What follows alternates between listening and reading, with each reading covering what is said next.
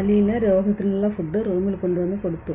Rohit food കഴിച്ചുകൊണ്ടിരുന്നപ്പോൾ അലീനയോട് ചോദിക്കുകയാണ്, ചേച്ചി ഞാൻ താഴെ ഇറങ്ങി വരാത്തതിന് അച്ഛൻ വഴക്ക് പറഞ്ഞു എന്ന് ചോദിച്ചു. അപ്പോൾ അലീന പറഞ്ഞു, നിന്നെ ആരും വഴക്ക് പറഞ്ഞില്ല.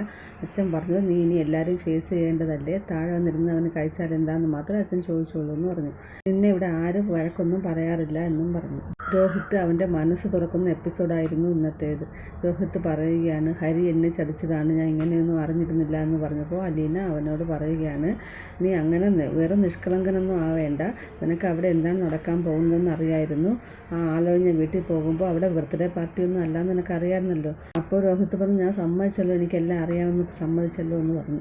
അപ്പോൾ അലീന പറഞ്ഞു, ഞാനിപ്പോൾ നിന്നോട് ഇങ്ങനെ പറഞ്ഞത് നിൻ്റെ മനസ്സിലുള്ള കുറച്ച് ഈഗോയും കൂടി ഉണ്ട്, അതും കൂടി മാറ്റാൻ വേണ്ടിയിട്ടാണ് പറഞ്ഞത്.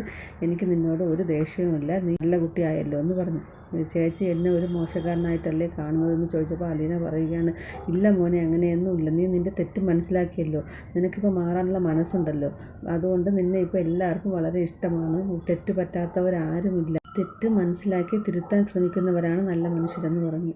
അപ്പോൾ രോഹിത് പറയുന്നു, എനിക്ക് എല്ലാവരോടും ദേഷ്യമായിരുന്നു, എനിക്ക് ചേച്ചിയോട് ദേഷ്യമായിരുന്നു, അച്ഛനോട് ദേഷ്യമായിരുന്നു, നിങ്ങൾ തമ്മിലുള്ള ബന്ധത്തെക്കുറിച്ച് സംശയമായിരുന്നു, പിന്നെ അമ്മയുടെ അവസ്ഥ, അമ്മ കാറ് ആക്സിഡൻറ്റിൽ ഹോസ്പിറ്റലാവാനുള്ള കാരണം, ഇതൊക്കെ ആലോചിച്ചപ്പോൾ എനിക്ക് ഭ്രാന്ത് പിടിക്കുന്നത് പോലെ തോന്നി. എൻ്റെ ജീവിതം എവിടെയെങ്കിലും കൊണ്ടിട്ട് എറിഞ്ഞ് പൊട്ടിക്കാനാണ് എനിക്ക് തോന്നിയത്. അങ്ങനെ എല്ലാവരോടുള്ള വാശിയിലായിരുന്നു ഞാൻ ജീവിച്ചിരുന്നത്. പിന്നെ ഹരി എന്നെ ചതിച്ചു, അവൻ എന്നെ പറഞ്ഞ് പറ്റിക്കുകയായിരുന്നു. അവൻ എന്നും പറയും, ഞാനൊരു പെണ്ണിനെ കൊണ്ടുവരുമെന്ന് പറയുമായിരുന്നു.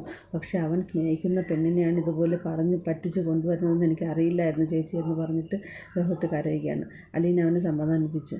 എന്നിട്ട് ചോറ് കഴിക്കാൻ പറഞ്ഞപ്പോൾ രോഹിത് പറഞ്ഞു, എനിക്ക് വിശപ്പില്ല ചേച്ചി, എനിക്ക് വേണ്ട. ഇല്ല നീ കഴിച്ചേ പറ്റുള്ളൂ, ഇല്ലെങ്കിൽ ഞാൻ നിനക്ക് ചോറ് വാരിത്തരുമെന്ന് പറഞ്ഞപ്പോൾ രോഹിത് കഴിക്കുകയാണ്.